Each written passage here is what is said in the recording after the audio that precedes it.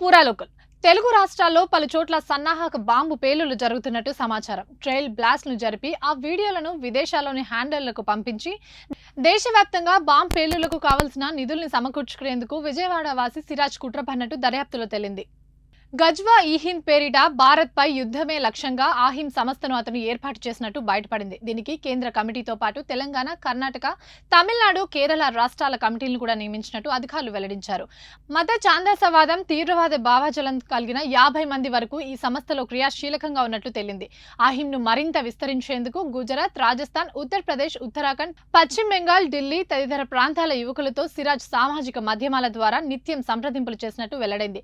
సిరాజ్ కదలికలు, కార్యకలాపాలు, అతను ఎవరెవరితో సంప్రదిస్తున్నాడు తదితర అంశాలపై ఏడాదిగా నిఘా పెట్టిన ఏపీ కౌంటర్ ఇంటెలిజెన్స్ విభాగం పేలుళ్ల కుట్రను ఆదిలోనే భగ్నం చేసింది.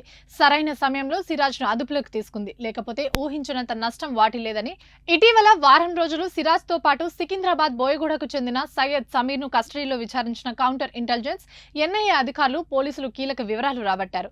అహిం సంస్థను విస్తరించాలన్నా, దేశవ్యాప్తంగా బాంబు పేలుళ్లు జరపాలన్నా భారీగా నిధులు అవసరమని సిరాజ్ భావించాడు. విదేశాల్లో ఉంటూ నిత్యం భారత్పై విద్వేషాన్ని రగిల్చే పలువురు మధోన్మాదులను సిగ్నల్, టెలిగ్రామ్ వంటి ఎండ్ టు ఎండ్ ఎన్క్రిప్టెడ్ యాప్ల ద్వారా సంప్రదించాడు. పాకిస్తాన్లో నివసిస్తున్న బీహార్ వాసి అబూద్ హలీంతో పాటు ఆఫ్ఘనిస్తాన్లో ఉంటున్న పాకిస్తాన్ వాసి మసూద్ అలీఖాన్ షేక్లు పరిచయమయ్యారు. తాము చెప్పినట్టు చేస్తే నిధులు సహా ఏం కావాలన్నా సమకూరుస్తామని సిరాజ్కు వారు భరోసా ఇచ్చారు. అవసరమైతే ఇప్పటికిప్పుడు నేపాల్ సరిహద్దులో ఆయుధాల్ని అందిస్తామని కూడా చెప్పారు. తొలుత కొన్ని చోట్ల ట్రయల్ బ్లాస్ట్లు చేసి వాటి వీడియోలు పంపించాలని సూచించారు. బాంబులు ఎలా తయారు చేయాలి, పేలుళ్లు ఎలా జరపాలి అనే అంశాలపై డాక్యుమెంట్లను సైతం పంపించారు. వారి ఆదేశాల మేరకు అనుగుణంగా ట్రయల్ బ్లాస్ట్ల నిర్వహణకు అవసరమైన సామాగ్రిని సిరాజ్ సమకూర్చుకున్నాడు. ఈ తరుణంలోనే ఏపీ కౌంటర్ ఇంటెలిజెన్స్ సమాచారం మేరకు విజయనగరం జిల్లా పోలీసులు అతన్ని అరెస్ట్ చేశారు. పేలుళ్లకు పాల్పడేందుకు అనువైన ప్రదేశాల కోసం ఒడిశాలోని బ్రహ్మపుర మొదలుకొని శ్రీకాకుళం, విజయనగరం, విశాఖపట్నంతో పాటు హైదరాబాద్లోనూ సిరాజ్ అన్వేషించినట్టు దర్యాప్తులో తేలింది.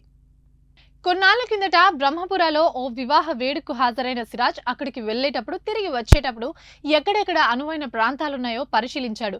పేలుడు పదార్థాలను తొలుత అటవీ ప్రాంతంలో పరీక్షించి ఆ తర్వాత జనం ఎక్కువగా ఉన్న ప్రదేశాల్లో అమర్చాలని భావించినట్టు తేలింది. బీటెక్ చదివేటప్పుడు తన మతానికి చెందిన అమ్మాయిని సిరాజ్ ప్రేమించాడు. ఆమె అతన్ని కాకుండా మరో వర్గానికి చెందిన యువకుని ప్రేమించింది. ముస్లిం యువతులను హిందూ యువకులు ప్రేమ పేరిట ఉచ్చులో దించుతున్నారని, ఇది భగ్వా లవ్ ట్రాప్ అని, దానికి వ్యతిరేకంగా పోరాడాలంటూ సామాజిక మాధ్యమాల వేదికగా సిరాజ్ పలువురిని సమీకృతం చేయడం మొదలుపెట్టాడు. క్రమంగా అహాం సంస్థ పేరిట ఈ కార్యకలాపాలను నడిపించాడు. ఉన్నత పాఠశాలలో చదువుతున్నప్పుడు విజయనగరం జిల్లా కొత్తవలస సమీపంలో ఓ మద్రాసుకు తరచూ వెళ్తుండేవాడట. ఆ సమయంలోనే ఉత్తరప్రదేశ్కు చెందిన మౌలానా అనే వ్యక్తి ప్రభావంతో సిరాజ్లో ఛాందసవాదం, మతోన్మాద భావాలు మొగ్గుపడుతున్నాయని కౌంటర్ ఇంటెలిజెన్స్ పోలీసులు అధికారులు గుర్తించారు. అయితే సిరాజ్ను విచారించినప్పుడు అతనిలో పశ్చాత్తాపం కనిపించలేదని పోలీసులు అంటున్నారు. ఇవి ఇప్పటివరకు అప్డేట్స్. మరిన్ని అప్డేట్స్ కోసం చూస్తూనే ఉండండి పూరా లోకల్.